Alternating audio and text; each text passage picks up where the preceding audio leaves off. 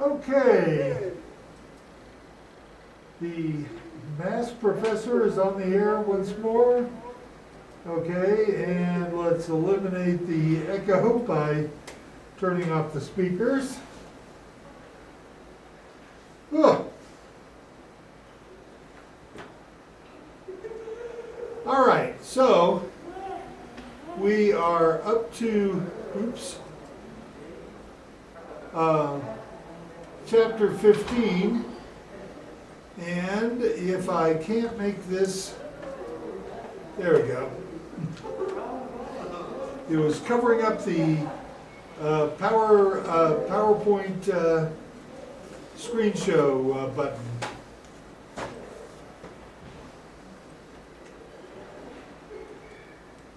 All right, so chapter 15 is multi-station manufacturing systems, manual assembly lines.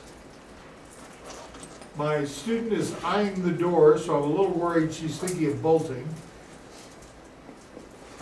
But I digress. All right, so we have 6 sections, and we'll go through all of these. All right, so when we talk about manual assembly lines, there are certain factors that favor their use. A high or medium demand for the product, identical or similar products, the total work content can be divided into work elements,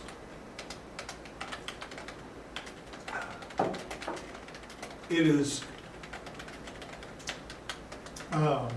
either impossible or economically unfeasible to automate the assembly operation. And of course, most of our consumer products are assembled on manual assembly lines. The thing about human beings assembling products as opposed to machines is they are a lot more flexible. All right, so assembly lines are very productive. Part of it is the specialization of labor. Along with that goes the idea of the learning curve. That we do an operation once, it takes X amount of time. But when we do it the second time, it takes a smaller amount of time, and that time keeps dropping until we get to a natural level every time we do it. Interchangeable parts, the so-called American system, pioneered by Eli Whitney, that swept the world, actually was not the first assembly lines. The earliest assembly line I know of was in 400 BC. The Romans would make galleys on an assembly line. The workflow principle, that is to say that the products are brought to the workers, and the idea of line pacing or takt time, where workers must complete the tasks within the cycle time for the overall line.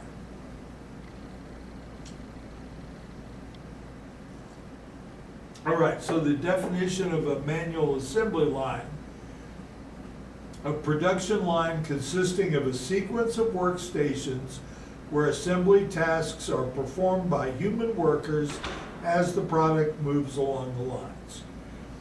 That's good.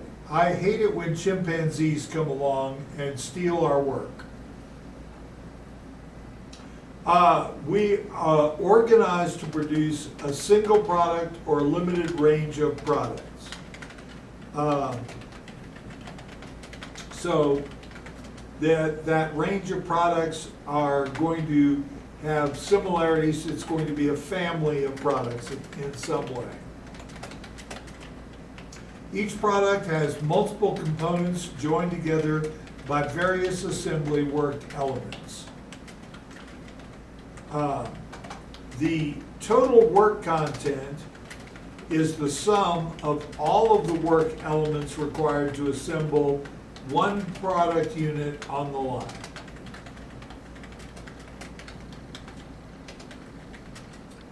All right, so here we have a crude representative diagram of an assembly line. We start off with some kind of base parts or components. They are put on the line at each station. This is assembly manual station 1, assembly manual station 2, on down the line until we get to assembly manual station N. So at each station, some amount of the work is done until we have completed assemblies or finished goods, as we know them. Here are a bunch of typical products that are made on assembly lines.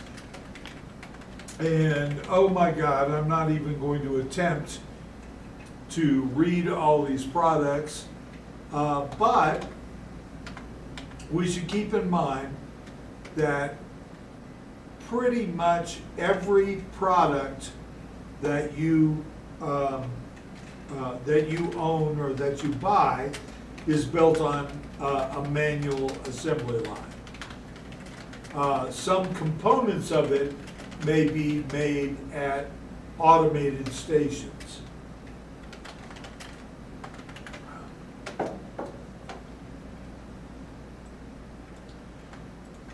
All right, so our products are assembled moving along the line. Every station does a portion of that total work content that it takes to make the product.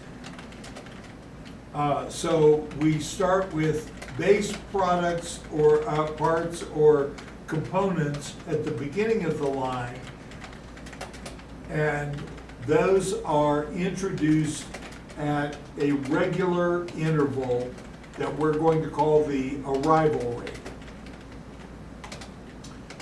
Our workers then are adding parts and components to build the product.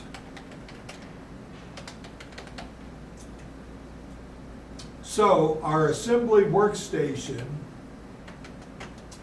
is a designated location along our workflow path at which one or more elements are performed by one or more workers. And down here at table 15.2, we have some different things that might be done at different workstations. Applying adhesive or sealant, welding, brazing, cotter pin, crimping, et cetera, et cetera, et cetera. I mean, again, it's pointless for me to read this list to you. All right, so we have already said that on an assembly line, the workflow brings the partially finished good to the worker. So that implies that we have work transport systems. those fall into two categories, either being manual or mechanized. So with a manual work transportation system, the work units move between stations by workers without any kind of powered conveyor.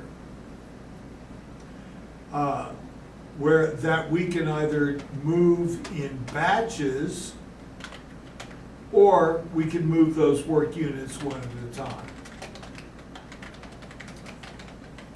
Problems that we might have with this kind of a system is either starving of stations. A station is waiting on a part because there has been a delay downstream, or excuse me, upstream, or blocking of stations. Station is blocked by a jam at an upstream station, or some problem with moving the parts, components into place, depending on how it's being moved. And the third kind of problem is there's no pacing in the system. In a mechanized work transport system, our work units move by a powered conveyor or some other mechanized apparatus. So that could be that the work units are attached to the conveyor, or the work units are removable from the conveyor. The worker can actually take it off, work at it on his workbench, and put it back on the conveyor. Problems we might have with this kind of system, again, we might have starving of the stations because work is not getting to them fast enough, or we might have incomplete units. The worker has the product right there, but there's some problem with it, something wasn't added, or some work wasn't done.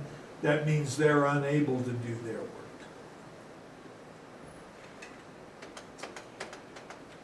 Basically, we break these mechanical work transports into three types. One being the continuous transport, where a conveyor moves at a constant speed. The second type is the synchronous transport, where our work units move simultaneously with a stop and go motion to the next stations. And asynchronous transport, the work units move independently between the workstations. The problem, of course, is we can get queues of work units forming in front of stations, which is obviously bad. All right, so here's kind of a velocity distance diagram for each of these types. Up here in A, the stations are next to each other. There's a constant velocity, and so the velocity distance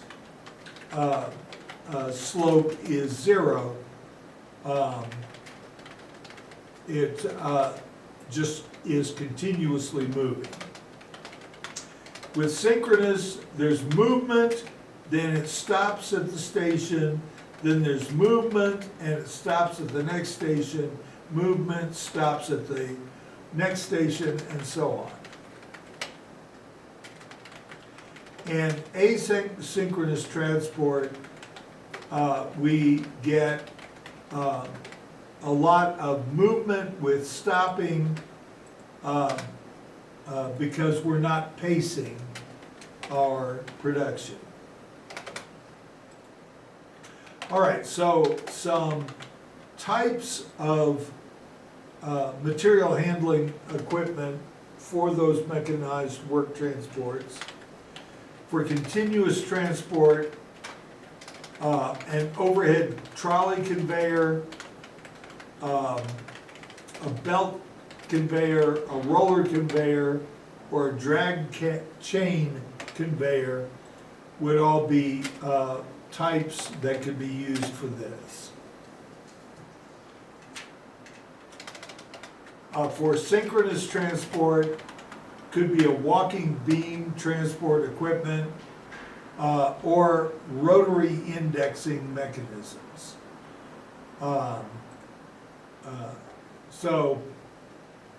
There are some different ideas about how this could be done. And then asynchronous could be power and free overhead conveyor, cart on track conveyor, powered roller conveyors, automated guided vehicle system, monorails, chain-driven or belt-driven systems.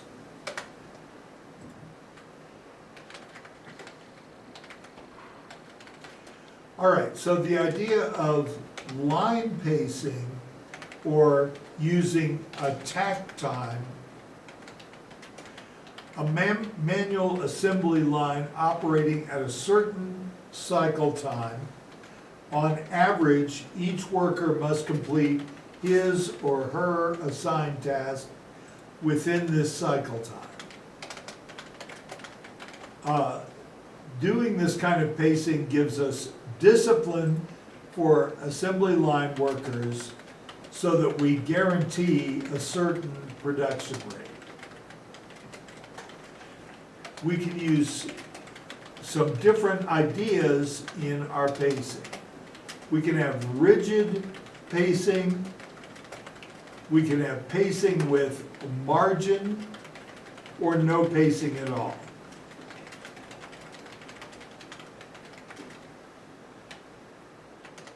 With rigid pacing, each worker is only allowed a certain amount of time that's fixed in each cycle to complete their assigned task.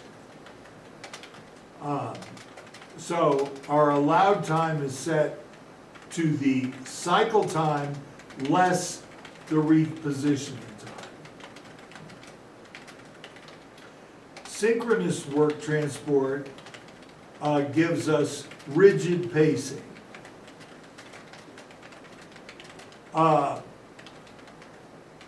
Possible disadvantages, well, it's incompatible with human variability.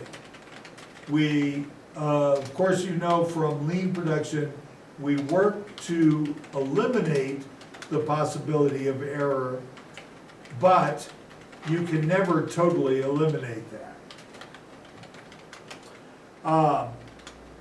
It can be emotionally and physically stressful to the worker. This has actually been seen to happen in certain situations. For example, in the 1970s, automobile production lines, at least one company, they decided it would be a smart idea to just turn up the speed of the production line. They had done nothing to help the workers be able to accomplish their task in a shorter time. So, of course, it meant that parts were being left off, workers were getting stressed out from trying to do their jobs, but things going too quickly. So we get that incomplete work units if we do not have a pacing that is suited to every part of the production line. If we have pacing with margin, our worker has a specified time range in which they can complete the task. So the upper limit of that is greater than the cycle time. So on average, we want the worker's average task time to be the same as the cycle time. So there are some ways to help this process along. One is we can allow queues of units between the stations. We want to give a tolerance time so that our pacing with margin is longer than the cycle time, and allow the worker to move beyond his station boundaries.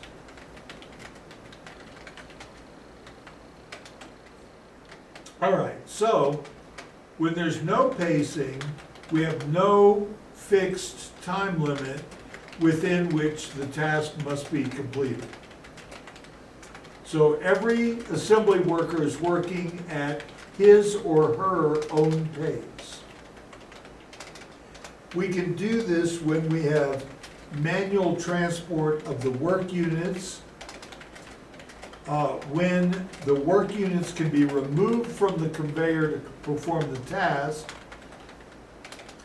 and when an asynchronous conveyor is used. All right, so then we want to think about the product variety that we're building on the assembly line. The first is the small system or single model assembly line. Every work unit is the same.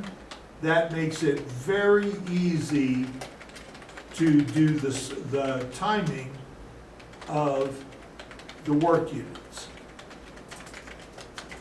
The second idea is the batch model assembly line. In that case, we have hard product variety, and we make the products in batches so that workers only have to worry about one type of assembly at a time. And then we have mixed model assembly lines. There we have a soft product variety. In other words, our products are very much alike, even though there are different models on the production. And we can put those models together without batching. Of course, this goes back again to lean production and the idea of very fast changeovers.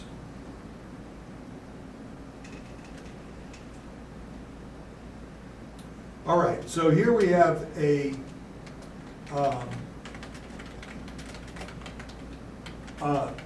we see the product variety versus the type of assembly line. So hard variety, we want batch model line. Soft variety, we want a mixed model line. And no variety, we want a single model line.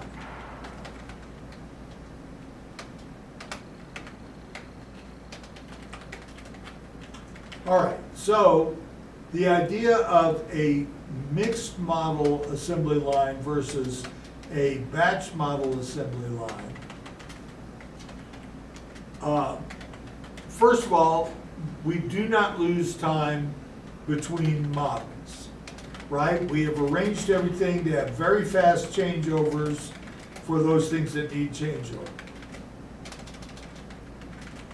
We avoid high inventory, and of course we know from lean production, inventory is a waste. The production rates of our different models can be adjusted as our product demand is changing.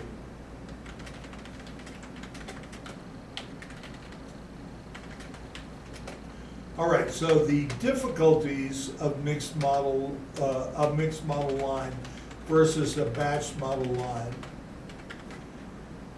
Line balancing becomes much more complex because there are differences in the work elements among the models.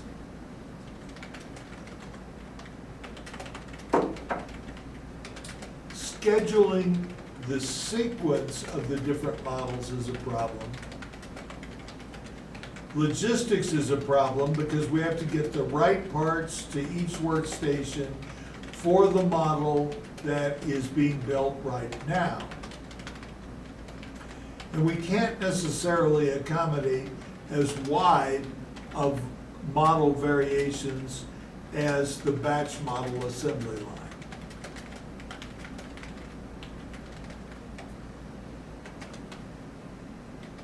Of course, for our assembly lines, we need to balance the line so that everybody is doing approximately the same amount of work.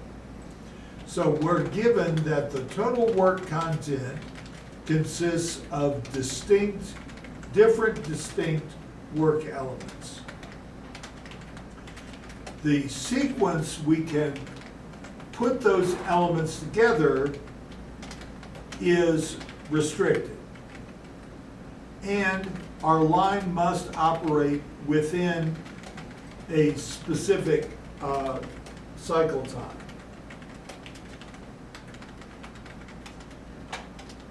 All right, so our problem is always assigning the individual work elements to workstations so that all workers have an equal amount of work to perform. Of course, they won't ever really be equal, but as close as we can make them. All right, so here we have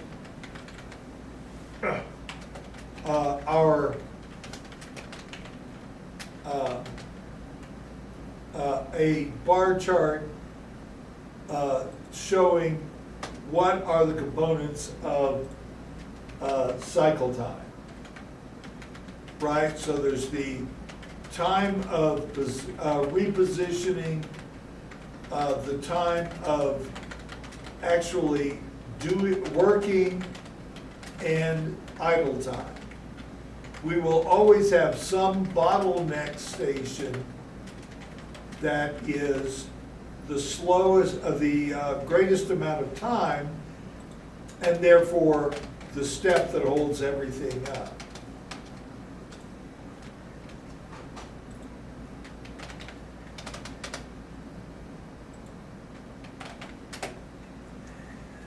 Of course, we have precedence constraints.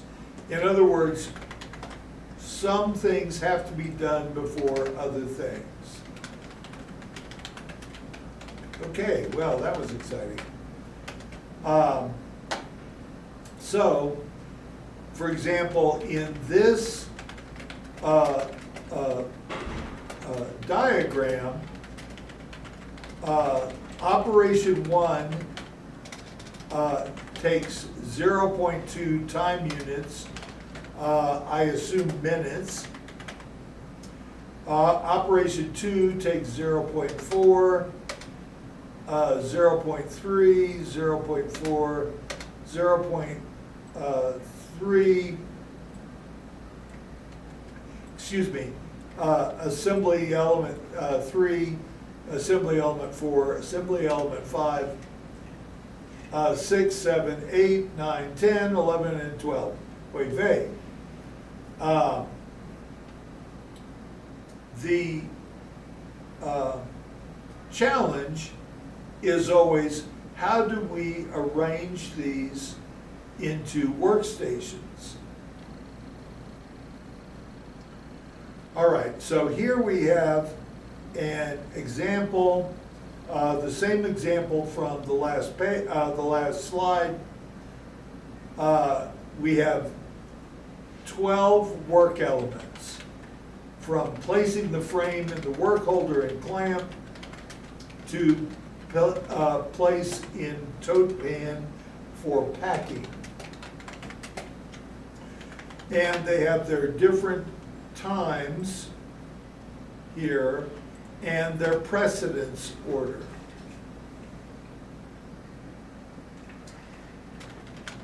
Now, there are essentially three kinds of line balancing algorithms that are largely used.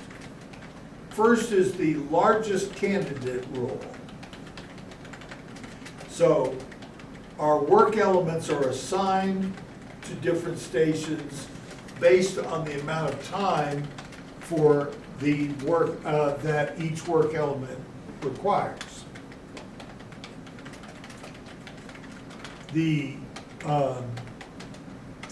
Kilbridge and Wester method, where we assign the work elements to stations based on their position in the precedence diagram. So elements at the beginning of the diagram are assigned first. And the ranked positional weights, where it kind of combines both of these previous methods, and every element is assigned that ranked positional weight.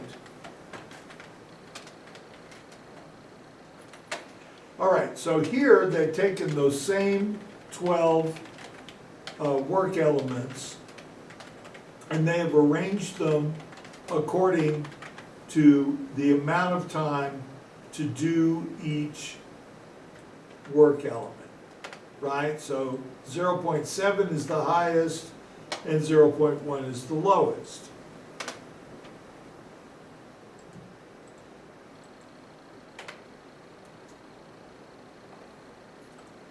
Then they look at what is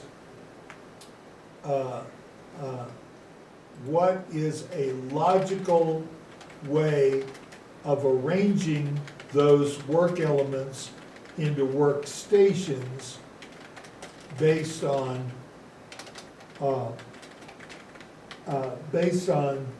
the largest candidate rule. All right, so at station 1, they're going to do work elements 2, 5, 1, and 4. Then at 2, they're going to be doing work element 3 and 6. At 3, 8, 10, 8 and 10, 4, 7 and 9, and then 5, 11, and 12. All right, well, easy peasy. All right, so here they've done a diagram overlaying on our precedence diagram to show how that works. Right, so you see how that works, but then the actual arrangement of these on the assembly line is linear.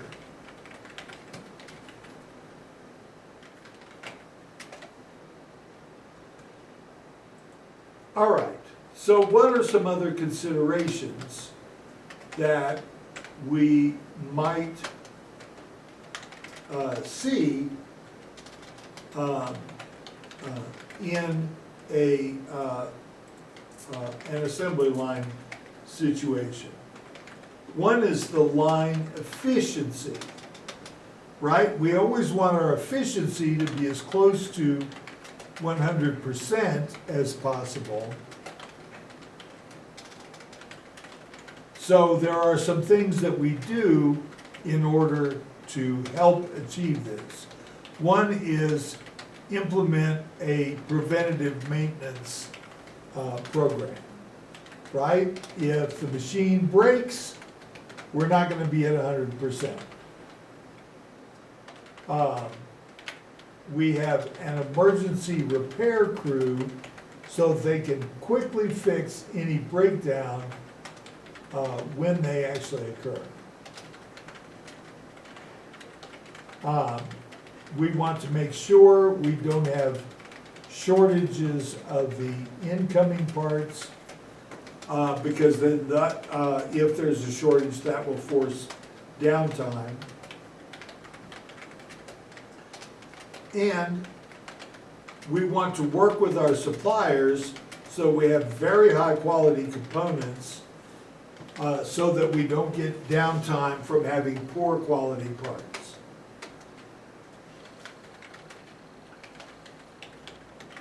Another aspect of this is we might have storage buffers between the station, between stations that lets us continue the operation of some or all of the line when another section or other sections break down. It also smooths production between stations when we have a large task time variation. We might have parallel stations so that we're reducing our time at bottleneck stations when they have long task times.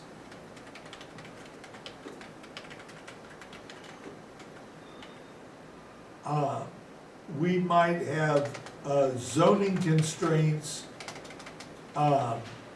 So in other words, we would limit the grouping of work elements and allocation to work stations, excuse me. Oh, bloody hell, where's my mind today? So that might be positive zoning considerations where we group work elements at the same station. For example, they say all spray painting elements should be done in the same place. I agree. Or we might have negative zoning considerations. Elements that might interfere with each other, we have to keep apart. For example, we don't want the spray painting and the welding in the same place.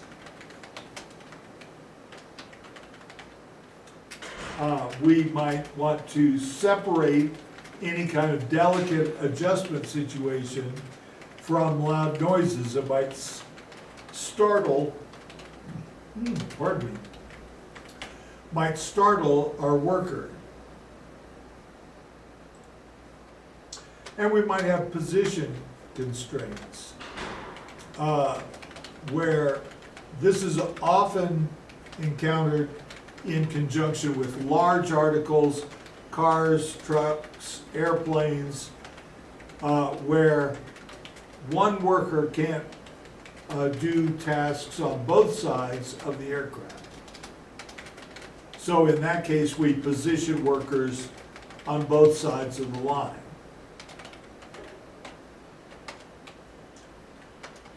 All right, so what are some alternative assembly systems? One would be the single station manual assembly cell, where everything is done at one cell, building the component or product. We might have worker teams, or we might have automated assembly lines for some or all of the work. So a single station manual cell, we do all the work at that one single workstation.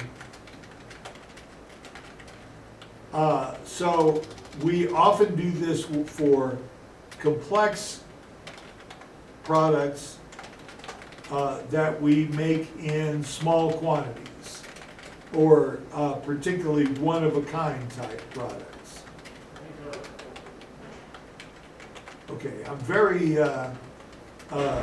interested in finding out why people are going in and out of my office. But that's nothing to do with our class here. Custom engineered products, prototypes, or special industrial equipment is often treated in this way. We might have assembly by worker teams, where we have multiple workers that are all assigned to the same assembly task. The workers can set their own pace, so it might be a single station with multiple workers. Or they give the example of the Swedish car assembly, where the product moves through multiple workstations by AGVs, but the same worker team follows it from station to station. According to Womack and Jones, Porsche also does this in engine assembly.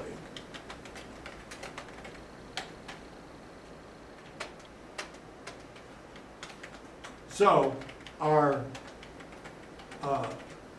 benefits of team assembly, well, one thing is you have greater worker satisfaction. It's always nice to work on a team and have a feeling of accomplishment.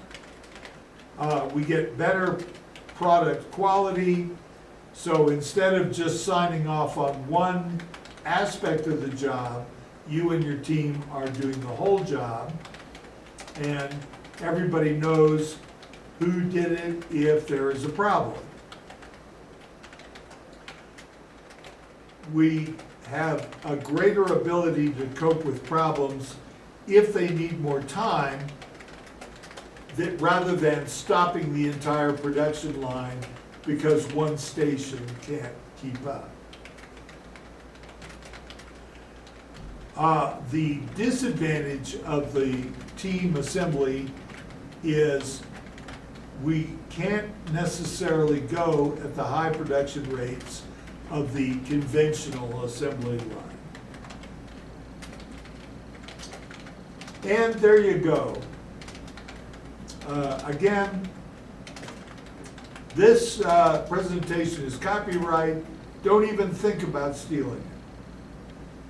Except that I've already done a PDF of all the chapters, which is on the computer up here for students in this class that want to download that.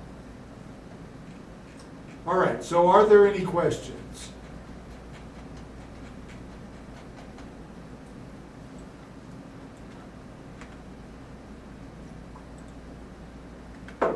I'm not surprised that there are no questions, because a lot of the elements in this chapter we have gone over in previous classes.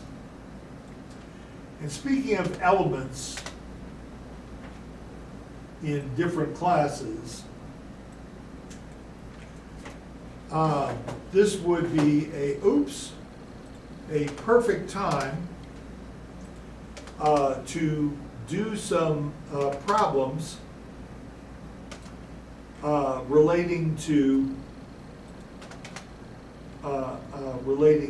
this. So let me click out of this. Okay. Click into Excel.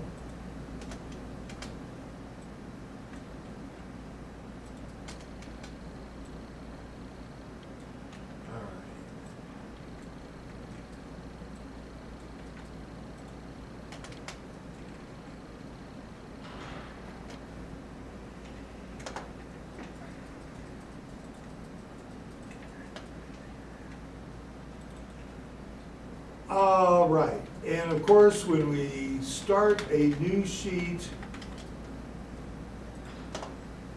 we always save first.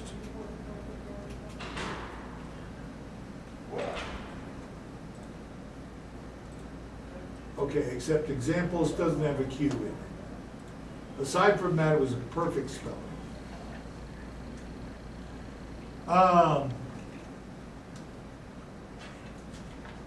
I would suggest let's do problem 15.2.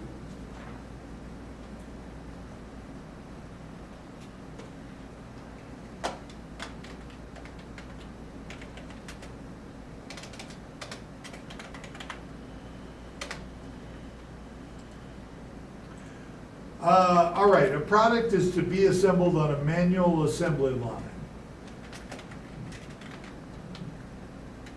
The line is to be designed to produce 120,000 units per year. Work content time for the product is 43.6 minutes. The assembly line will operate 50 weeks per year, 10 shifts per week, 7.5 hours per shift, with 1 worker per station on each shift. The expected line efficiency is 96%. There will be 1 worker per station. You already said that. Determine our average hourly production rate, cycle time, and ideal minimum number of workstations. Okay.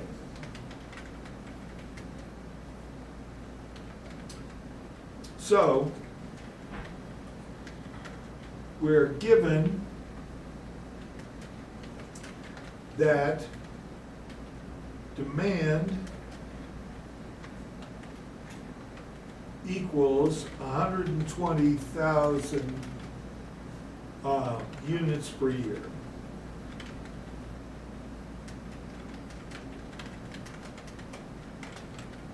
That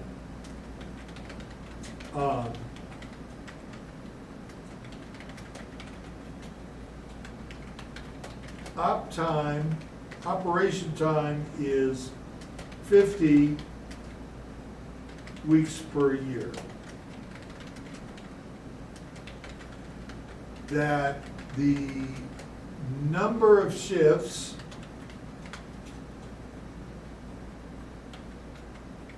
equals 10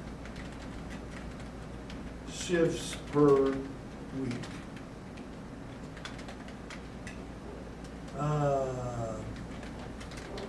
A shift time available equals 7.5 hours. Oh. Want to be careful to keep my units out of my numbers. 1 worker per station.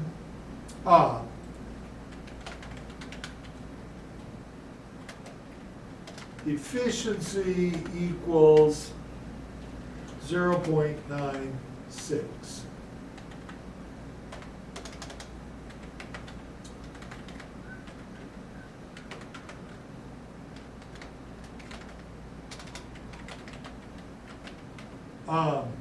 And what I didn't put in is the work content is 43.6 minutes.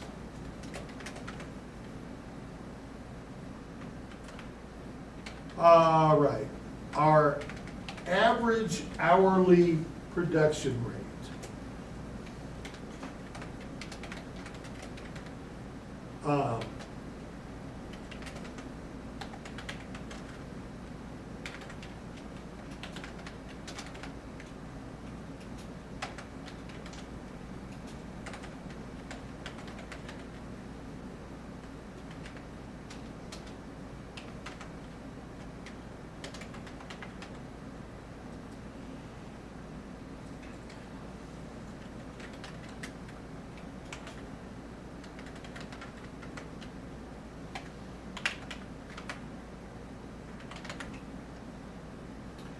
right, well, that's going to be, maybe I should go ahead and put it in this. That's going to be our demand divided by our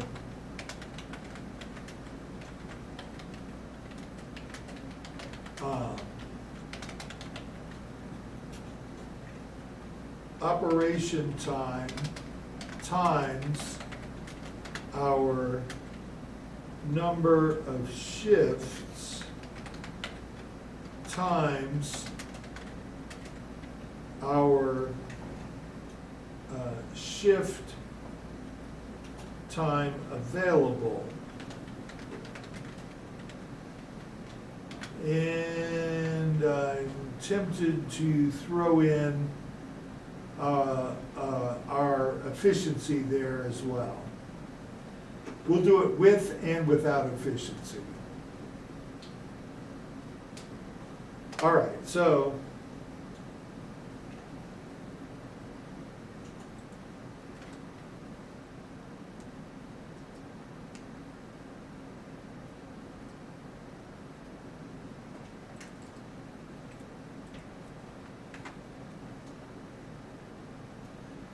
A is for Avogadro's number. It's good enough for me, as they almost said in Sesame Street.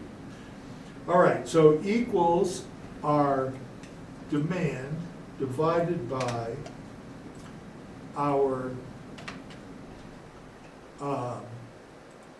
operation time in weeks per year times our number of shifts in shifts per week times our shift time available in hours per shift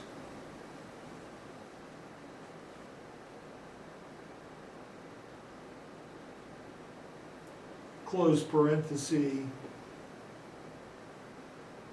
and that will be in units per hour.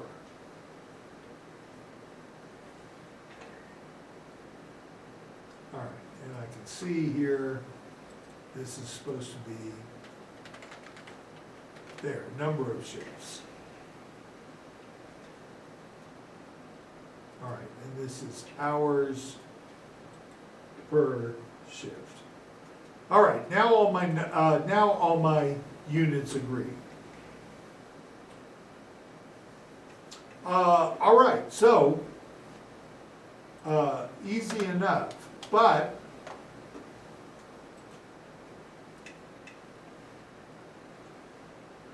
hey, what happened?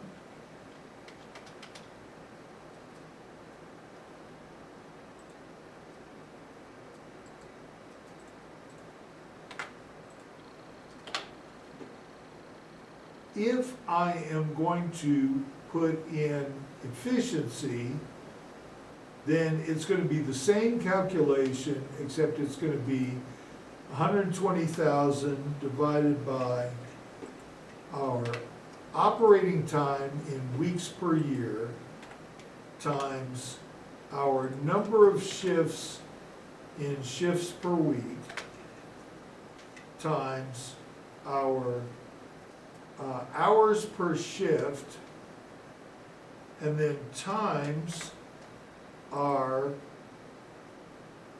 efficiency.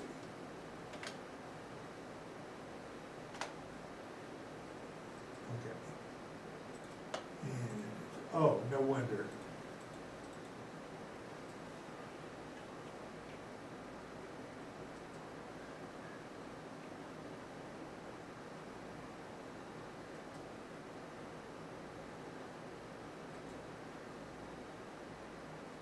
E4. All right, it went up, which is wrong. Oh, okay, so efficiency should be outside times efficiency. There you go.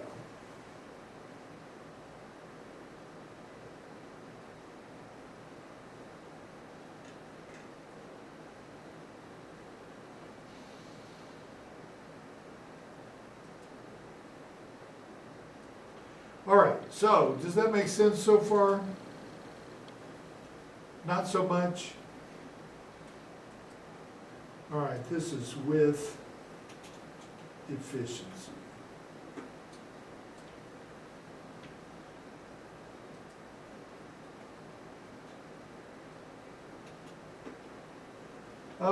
What do we want next? The cycle time.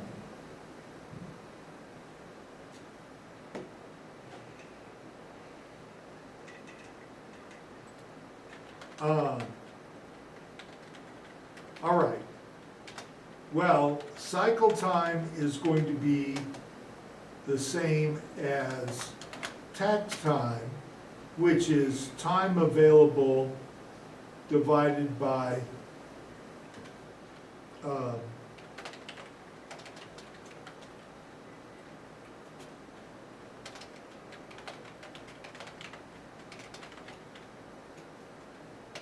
time available divided by demand.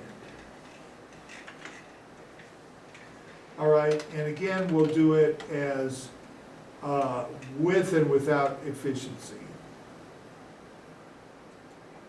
All right, so cycle time equals, all right, so it's actually just the inverse of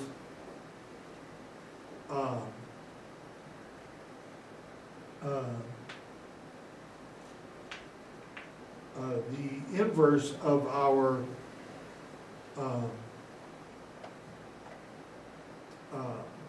of our previous calculation. So it's operating time in weeks per year times number of shifts per week times the time available per shift divided by demand. Right? And that would be hours per unit.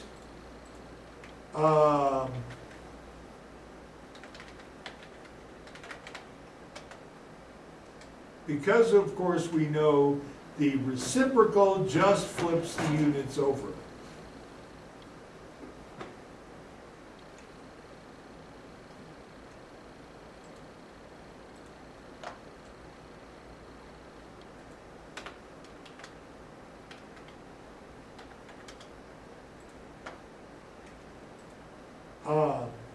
All right, but for part C, should we do it with efficiency? No, let's not worry about it. All right, so C is, we want ideal minimum number of workstations. So ideal minimum workstations. All right, so that is going to be the work content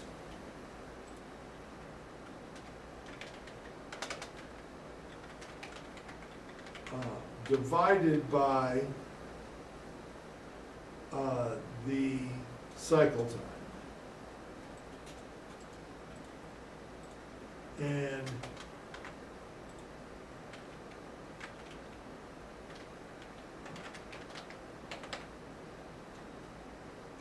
all right, so ideal minimum workstations equals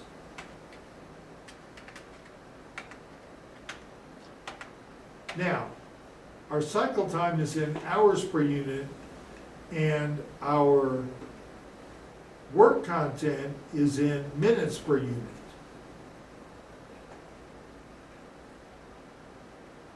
Anybody see a problem with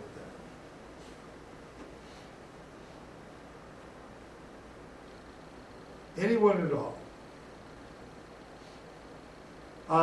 All right, so our work content is at 43.6 minutes, which we could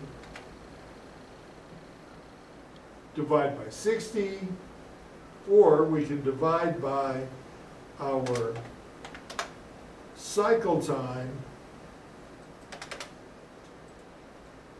and multiply that by 60 to bring it into minutes per unit.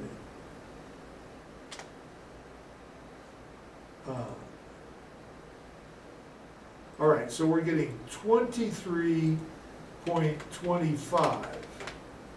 All right, well, having cheated earlier and looked at the answer book,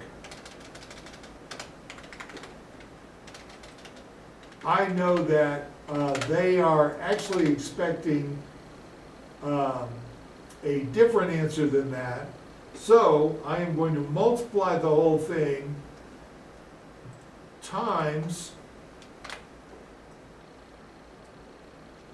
the efficiency.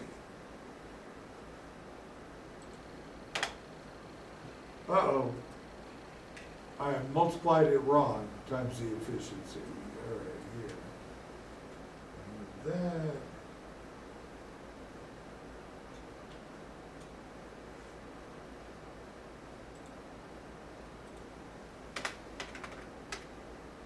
All right, now I'm starting to doubt myself because I thought the answer I was supposed to come up with is 25 or 26, but the answer I'm actually coming up with is 24.2. Of course, we know, can you have 0.22 of a workstation? No. You can never have anything but a whole number. So, so we know that is 25 workstations. Bob's your uncle, and the case is solved.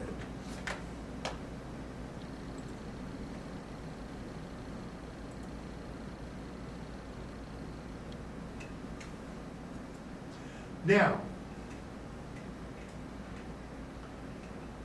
I did this without referring back to all the formulas earlier in the book, right? Because I have experience and generally know how to get where I'm going, right? But they have a set of formulas to help you along the way, rather than relying on the somewhat confused maunderings of a bald guy.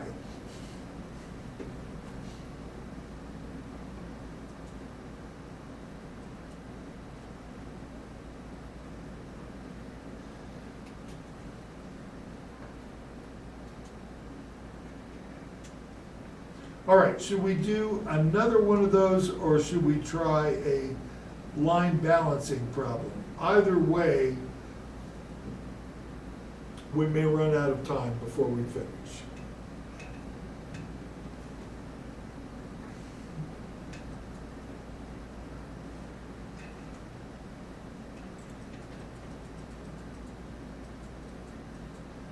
All right, I don't want to accuse you of being uncommunicative, but you haven't said anything.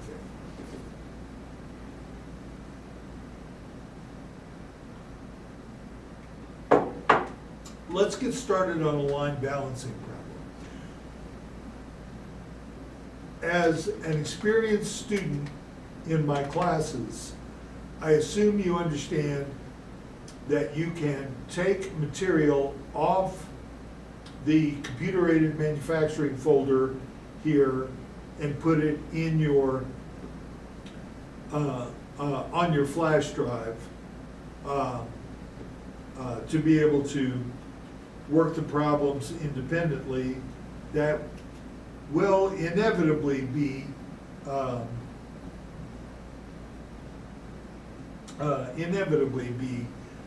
assigned.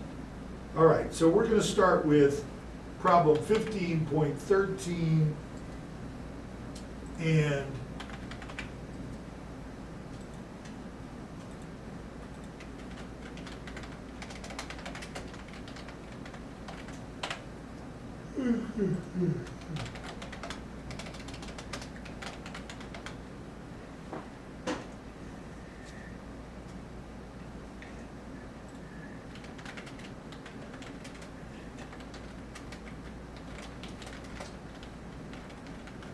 all right, so in this,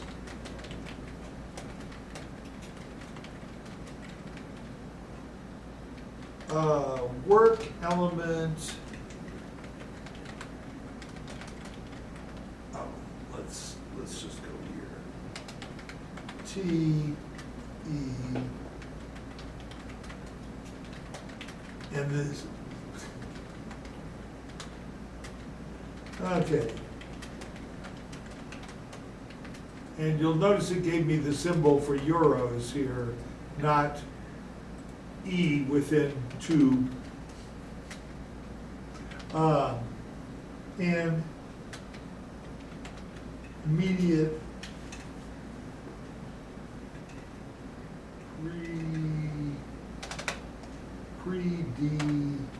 predecessors. All right, so, and let's do wrap text and wrap text. All right, we'll make that a wee tiny bit bigger. Wee tiny bit bigger than that.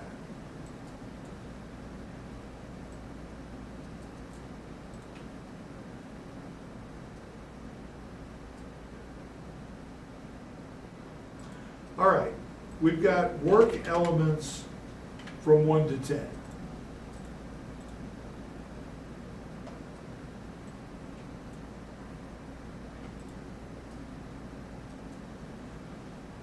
We've got then the times 0.5, 0.3, 0.8, 0.2, 0.1, 0.6, 0.4, 0.5, 0.3, and 0. Oops, not 5, but 6. All right, immediate predecessors. Well, for 1, there is no predecessor. For both 2 and 3, the predecessor is 1. For 4, the predecessor is 2. For 5, the predecessor is 2. For 6, the predecessor is 3. For 7, it is 4 and 5. For 8, it is 3 and 5. For 9, it is 7 and 8. And for 10, it is 6 and 9. All right. And to make it look a little neater, I'll just center all of these. All right.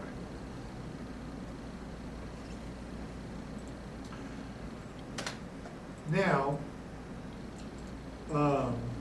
we have a couple of other pieces of information that are supposed to be incorporated. All right, so ideal cycle time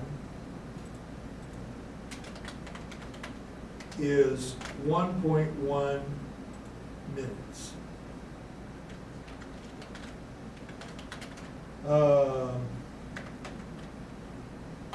Repositioning time is 0.1 minutes. Uptime proportion is assumed to be 1.0. In other words, we assume the system is always up and running. There's never any downtime. I know you're disappointed that we're not going to have to put a more complicated calculation in place. All right, so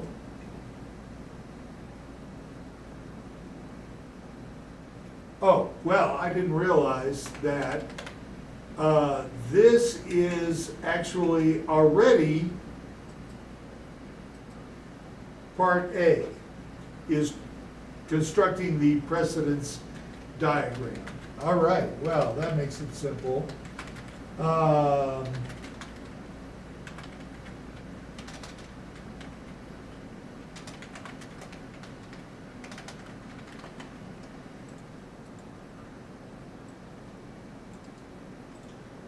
All right, for B,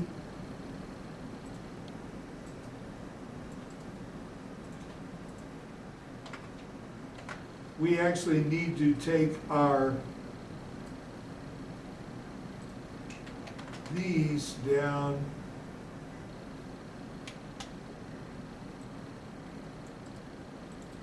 to B.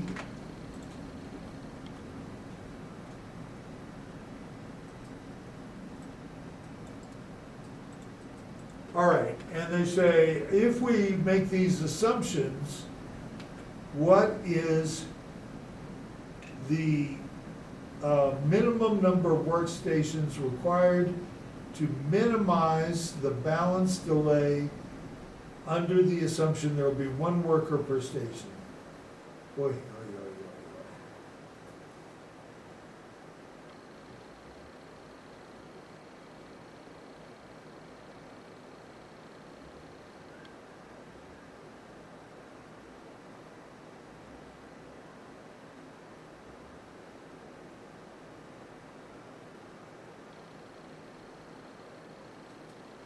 all right.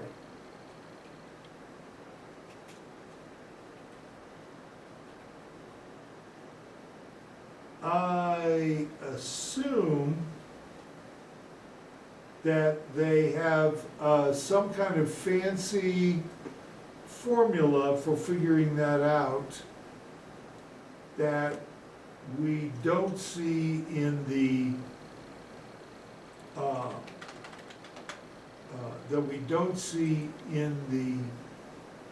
we didn't see in the presentation.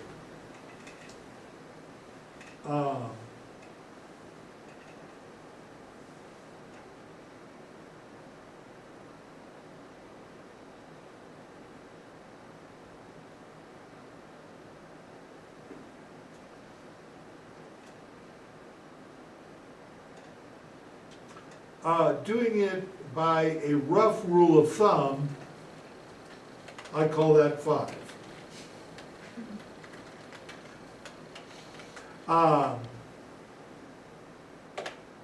Okay, so we may have to go back and rethink how we do that.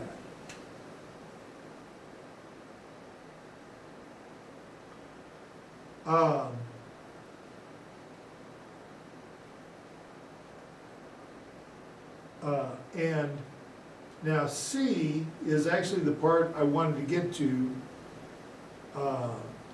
pretty excitingly. That's where I'm going to copy the precedence diagram I made in A and take it down to C.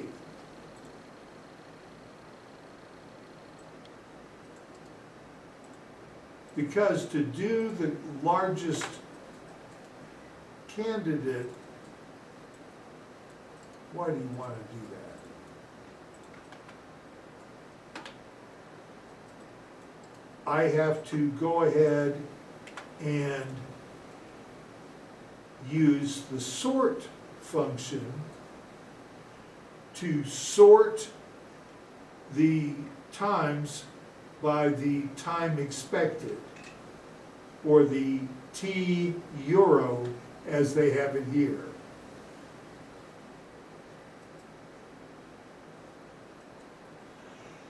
Whew, God, I love Excel. All right, and not smallest to largest, but largest to smallest.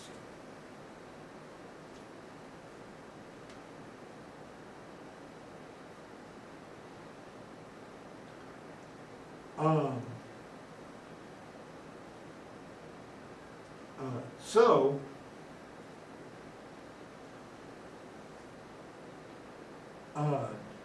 doing it that way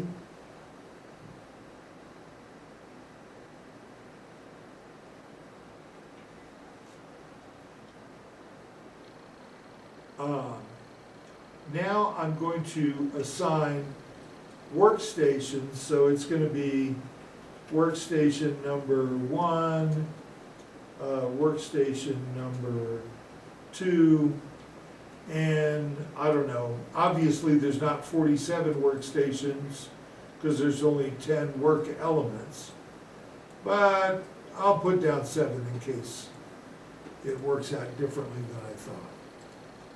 Now, our largest candidate is, of course, number 3. But 3 has to have one already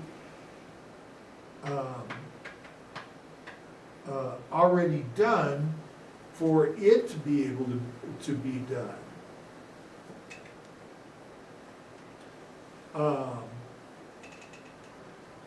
And number 2 also has to have number 1. So I'm going to go ahead and say we're going to have, at workstation 1, it's going to be 1 and 2,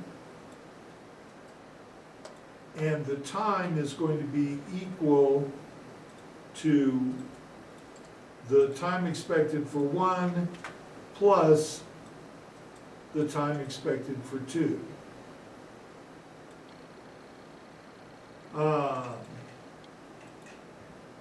We have no idea whether that 1.1 that was given to us before in B actually has any value or saliency.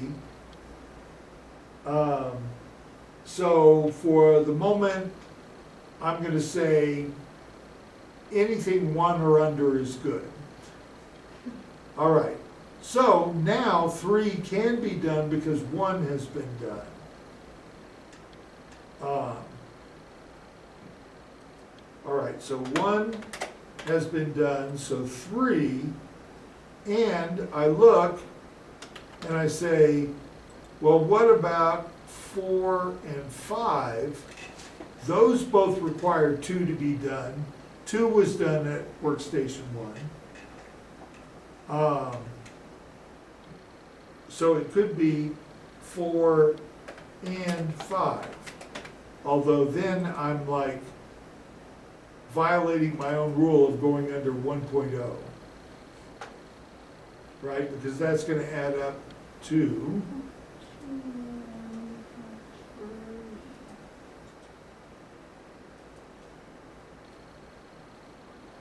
1.1.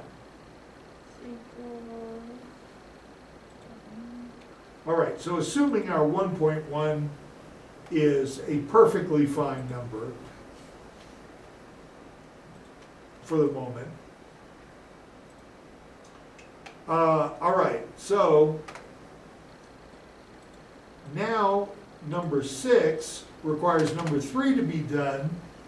That's already been done. 10 requires 6 and 9 to be done, which of course has not. But 8 requires 3 and 5, both of which have been done. So, call that 6 and 8. And that's equal to 0.6 and 0.5.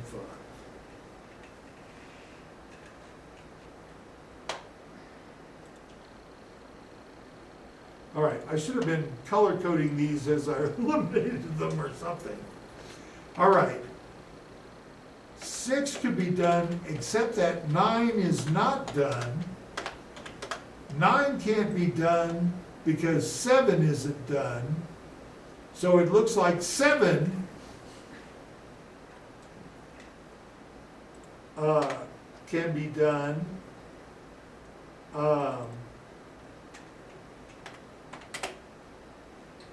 And 9 can be done. Can we do any others?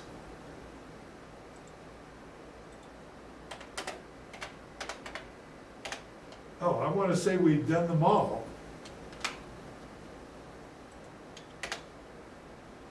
Okay, but let's see.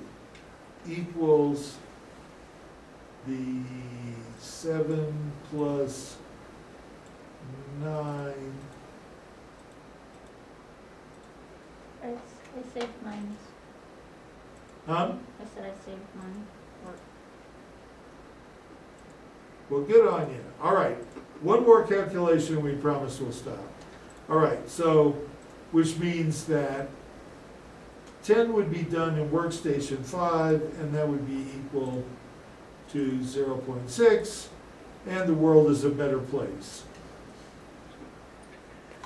And the world will be a better place. All right, we will, we can take this up next time with the answer sheet so that we know whether we're totally wrong or partially right or all right, which of course would be the favorite. All right, so save as, computer manufacturing.